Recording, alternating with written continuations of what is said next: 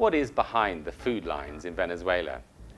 Venezuela's opposition says the reason there are shortages is that the government let production fall. But 100 years of oil have meant Venezuelan businesses forgot how to produce a long time ago. Agriculture fell into abandon, almost everything was imported. So what's the cause of the current crisis? Many think the key is this: the great import scam. By getting cheap dollars from the central bank, playing on the growing gap in exchange rates and lying about what they really import, Venezuela's private sector elite siphoned off as much as a staggering $259 billion of public money between 2003 and 2013. That's right, $259 billion, more than the total annual GDP of Venezuela, or Peru, or Portugal, Algeria, Iraq, or Pakistan. Much of this probably went into those dodgy shell companies revealed in the Panama Papers. Now, before we get into how this scheme has worked, it's important for you to understand that there are several exchange rates in Venezuela. There's a preferential rate for necessary imports, which was 6.3 bolivars to the dollar last year, now it's 10. Then there's the illegal parallel market rate, which was roughly 500 bolivars to the dollar late last year, or nearly 80 times the preferential rate.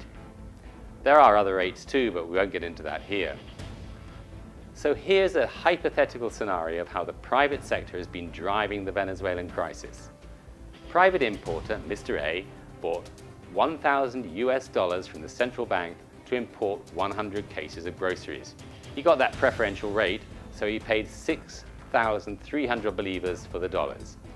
Mr. A then had several options. He might really import all 100 cases, but he'd sell the groceries at a price based on the illegal parallel rate. So each case might cost not 63 bolivars, but 5,000 bolivars. In other words, he made a massive profit in bolivars. More likely, Mr. A only imported 50 cases, for which he paid $500. Those he'd also sell at the parallel rate and still make a handsome profit.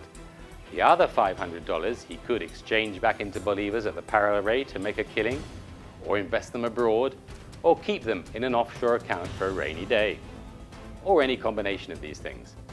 In some cases, Mr. A didn't import anything at all. He basically stole the dollars.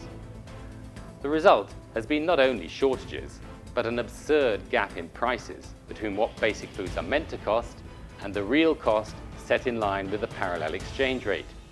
Some Chavistas believe this is the real economic war, the struggle by the Venezuelan private sector to claw back a chunk of the oil revenue that it lost with the Bolivarian Revolution.